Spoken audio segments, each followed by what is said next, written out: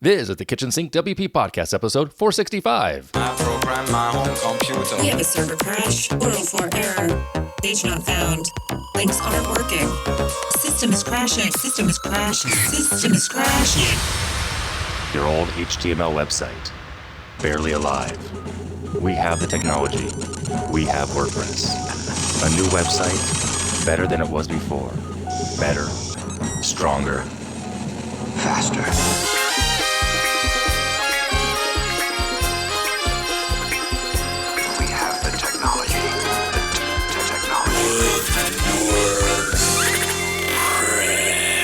Why, hello everybody, this is Adam Silver, the host of the Kitchen Sink WP podcast. Thanks for being here. Let's get started. All right, I'm excited. Upcoming events, sadly, no WordCamps next weekend, but they're coming back into the fray here, so you'll see them coming up in the next couple months.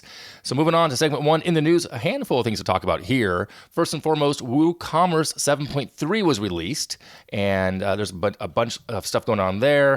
162 commits from 44 contributors, 115 commits from 21 contributors for WooCommerce Blocks. There's a lot of new stuff in 7.3.0, added Pinterest and Codisto extensions to the onboarding wizard, added a warning banner to the user when the tax settings are mismatched and in conflict. There's just a whole bunch going on there, which is pretty cool. In addition, WooCommerce Blocks 9.1.0 also introduces product blocks within that beta. So if you're using WooCommerce and the block editor, i.e. Gutenberg, definitely check that out. So I'm using WooCommerce for a couple of things, but not the block editor. That's going to maybe change this year. I keep talking about that. Anyway, all right. Also in the news, LifterLMS now has an investment from Paid Memberships Pro, and also they're looking for a senior developer. Chris Badgett is one of the partners there at Lifter. He did a blog post about this, and so did Kim and Jason Coleman on their site over at Stranger Studios. They have a company they also have a product called Paid Membership Pro. So they're kind of joining forces, keeping things separate from a company perspective, but helping each other out in a collaborative way. More information to follow, I'm sure, with that. And lastly in the news, my friend Michelle Frechette, who was just on this podcast just last week, she created a little thing, historical timeline for WordPress. It's over on the Post Status webpage, poststatus.com/WordPress-historical-timeline. You could enter something of historical relevance.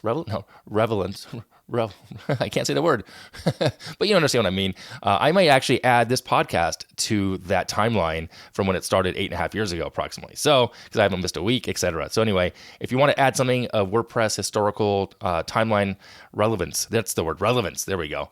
Anyway, check that out over. I'll put a link in the show notes as well. So I think that is it in the news. Yeah, that's it in the news. All right, moving on to segment 2. But first, I want to thank our sponsor this week, which is AdSanity. What is AdSanity, you ask? Well, AdSanity is a unifying tool that turns your WordPress website into an ad server without getting in the way of your content. It can take ads from most ad networks or host ads that are on your local site and present them to users of the site seamlessly.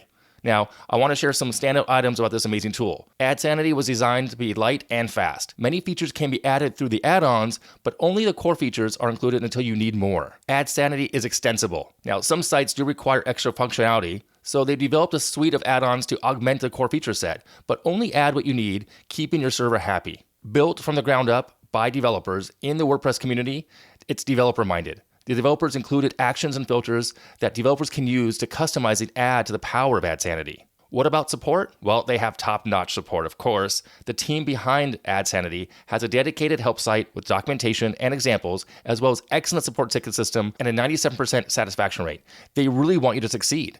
Lastly, they offer a 30-day money-back guarantee. No questions asked. If for any reason you decide AdSanity is not right for you, request a full refund within 30 days, and simple as that, you're going to get your money back. So, with prices starting at $59, what's holding you back? Head over to adsanityplugin.com, use the code KitchensinkWP, and save 10% through the end of March. Now that's wicked cool. Check it out. Once again, adsanityplugin.com, use the code KitchensinkWP, and save 10% through the end of March. Again, thanks to AdSanity for sponsoring this week's episode. Moving on to the meat and potatoes of this week's episode, segment 2. It's the InstaWP review. So with the sad news that ServerPress was shutting down a few months back and the support of my long favorite desktop server going away, there's still a need for the ability to spin up dev sites quickly and easily. And that said, I did mention this service back on episode 432. that it was coming out, and it has come out, and it's matured a bunch, and it's got some funding from Automatic. So with that said, InstaWP, their tagline is spin up a WordPress sandbox in less than a second. That's pretty strong words right there. Less than a second, really, to spin up a sandbox site. So I wanted to test it out, reached out to them, and I got an account, created an account, confirmed it, logged in. I went to the Sites tab in the interface, clicked the button, and we'll get to the other settings here in a second. I clicked the button, New Site. A pop-up appeared, gave me the option of WordPress version, latest 6.11, all the way back to 3.7. I have the option of PHP version choices, 5.6, all the way up to 8.2. It can be a temporary site or a reserve site. I went with the defaults, 6.11, PHP 7.4 for right now. I clicked Create Site. And I was a little thinking, is this going to be really 1 second? And to be honest, it was done in a second. I was like, what the heck? I'm still smiling because I remember doing this. I've done this a few times now. It's just kind of crazy that it is that fast. So the next screen is your URL. You get to see the URL that you were given. You can actually change that in the settings if you want. You're given your username and password. Right below that are options that you can go into. DB editor, which is like PHP MyAdmin. Code editor opens up a directory type structure showing the directory, core files, htaccess, all the configuration stuff, WP, content, etc. And you can view logs. There was nothing to see for my logs because it's a brand new site. Now, clicking back at the top of the site, the dashboard that I see that the site's going to expire in so much time. We'll get to that in a second. And also I see a whole bunch of other areas of settings. There's templates, configurations, deployments, and integrations. Now, diving into these, as I always do and share with you here, I clicked over to templates. I have none, so I can create one. And I'm given the site that I just created as the template to create from, if that makes sense. A pop-up comes up to say, give it a name, a description, private versus shared, and lastly, an instant template. So in this case, you'd want to set up that first site with all the themes and plugins and settings that you want, and then use that to create the template. Otherwise, it's going to just be another blank, empty site. So just make sure you kind of set one up, create a site first, set it up as you want, and then use that as the template moving forward, if that makes sense. Okay.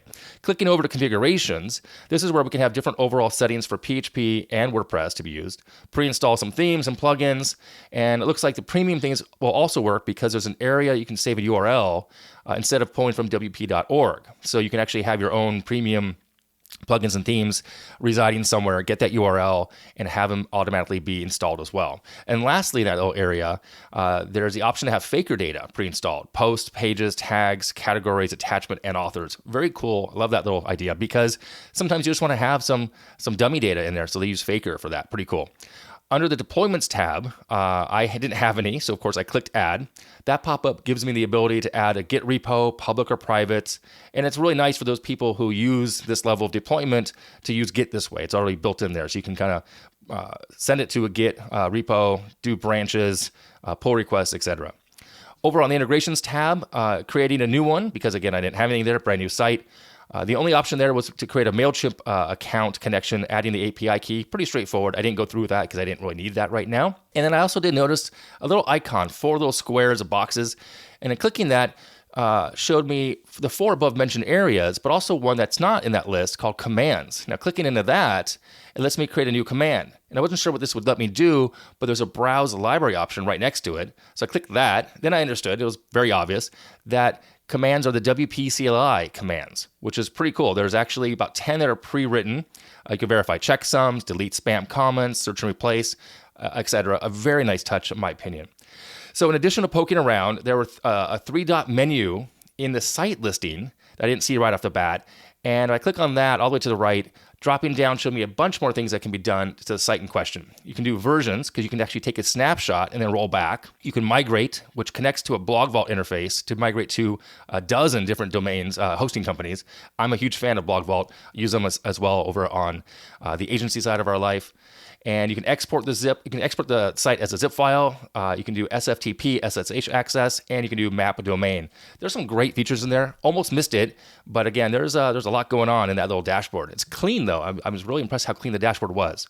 And lastly, I also noticed there was 2 things, a Chrome extension and a Slack connection. So Chrome extension, you can then spin up a site just from Chrome, and you can connect it to a Slack account. So overall takeaways, first, I am really impressed. It's clean, it's fast, has some really thought out options for spinning up sites quickly. Of course, you need to be online for this to work, whereas Desktop Server was an offline tool. But truth be told, when aren't we online these days? Wi-Fi, hotspots, pretty much everywhere. So that's not a deal breaker necessarily, And if you want to, you can use the site on the server that they have for you and then download a copy and then move it to somewhere else as well. So pricing range, there's a free level. Pricing goes from free up to $80 a month. The free level, of course, has limitations as to be expected. You can only have 3 sites. You can't keep the sites indefinitely. They expire 48 hours after creation.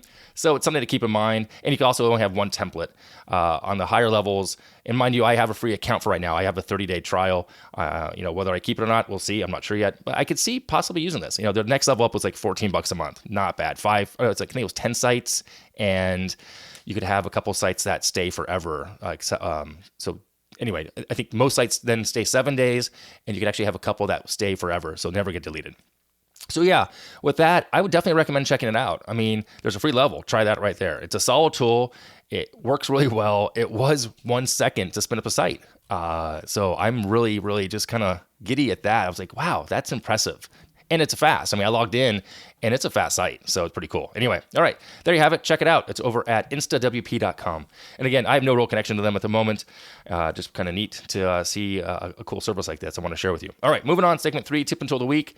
This one is it's a site I found because I've been doing some more social media shares and looking for content ideas for both my running and the agency and all the things I'm doing. So I needed some ideas for creating titles for posts in social media. So it's over at title-generator.com. It's called the best online title generator.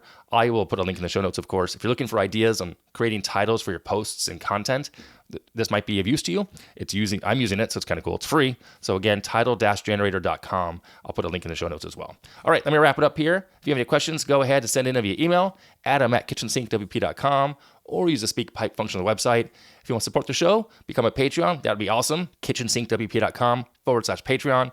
Thanks again to AdSanity for sponsoring this week's episode. If you want to sponsor the show, you can do that too. There's a form on the website. Thanks for listening. See you next week.